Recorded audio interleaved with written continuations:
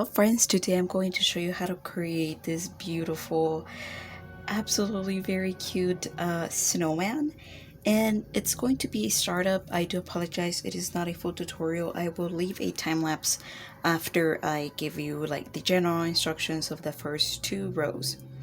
As you can see, our pattern does not have a solid first row, so I'm going to show you how to do a solid first row because we don't want to get into the nitty-gritty of switching colors within your first foundation chains.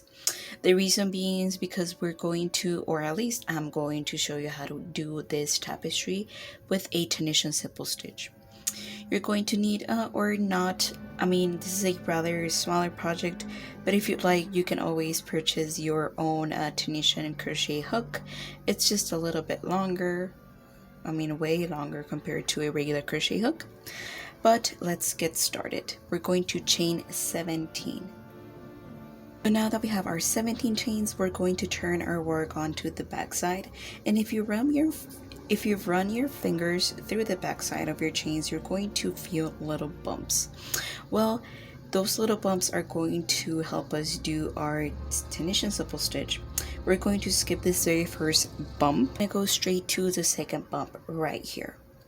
The reason being is because this stitch always counts as one, so we're going to insert our hook onto the second bump, yarn over and pull, just like so. Again, we're going to do this all the way down our row, pulling through our little bumps and keeping our stitches in our hook.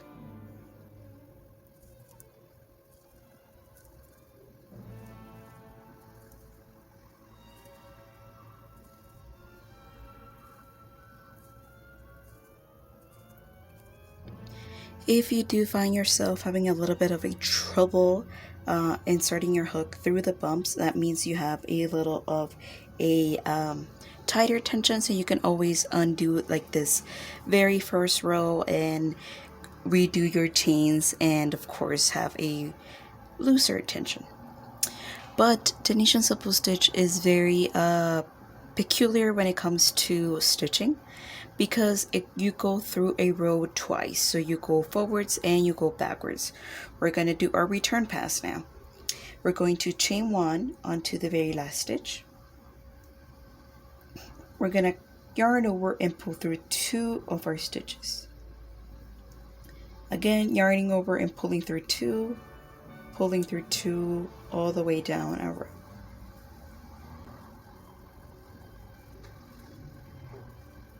Now, there is an exemption here with this particular pattern because we want to start with a little snowflake onto our second row, which in the graph is actually our first row. I hope you can, I'm sorry, it's a little bit of a mumble jumble, but bear with me.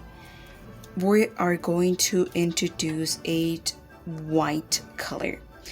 We're going to undo the very first or the very last pulling through 2 stitch, and the reason being is because we want to start with that little snowflake onto our second row, and we're just going to yarn over with our white. We're going to pull through those 2 blue color stitches, and this ensures that our very next stitch, or the very first stitch of our second row, is going to start with the color that we want. In this case is going to be white, representing our little snowflake.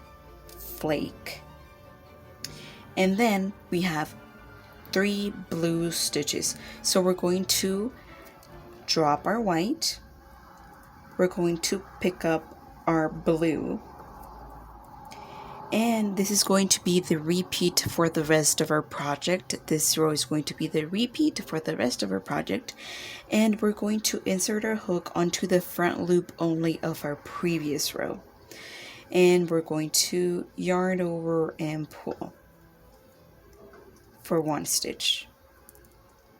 Right here in our hook we have 2 stitches.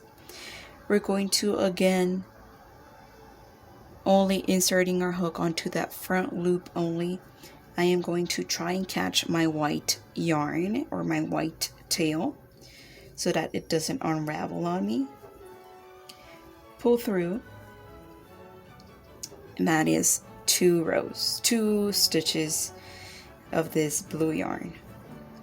And we need 3, and we are going to start with our snowman. So we're going to drop our blue, and we can get away with just picking up our white and just continue to insert our hook onto that front loop of our previous row, yarn over with our white, pull through, and that means we have a stitch on our hook.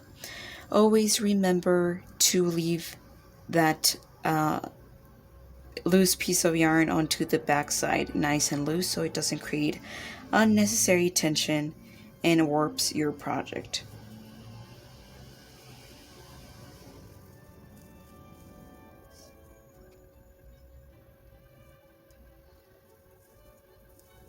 And we're gonna do this white stitch for 9 stitches, and we're going to drop our white and pick up our blue.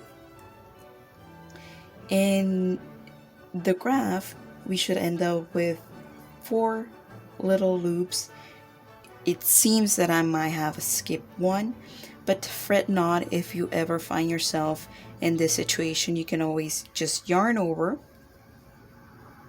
like you see right here, and then we just insert that hook onto the front loop only, yarn over, pull, and now you can see that we have 2 stitches on our row, even though we actually just had 1 in the beginning.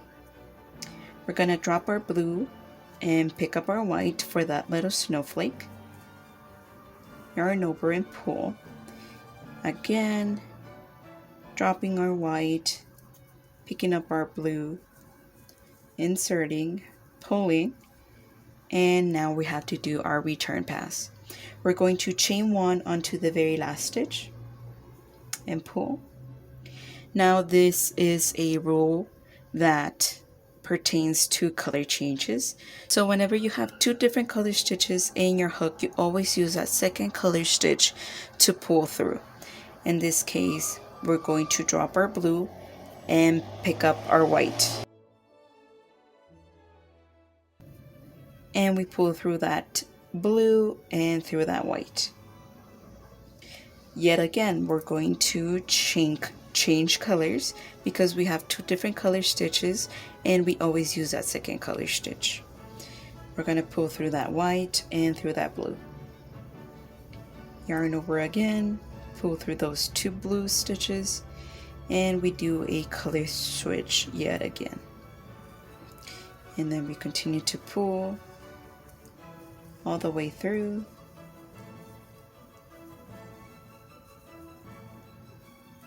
Until we reach a color change.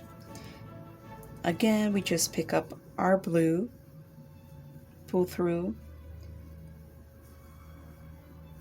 and for our very last color change,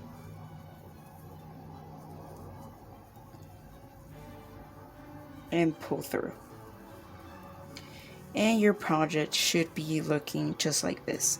I know it's not a lot, it's actually not much, but this is all you need to know for your Tunisian simple stitch. Again, I'm going to leave the Pinterest pin that I'm following down in the description below, or you can always take a screenshot of the picture on screen. Again, I did add a blue solid color row onto the very bottom of our graph, so just don't get confused with that. Of course, you can always play around with the foundation chains, but yeah, I'll leave you with a time lapse.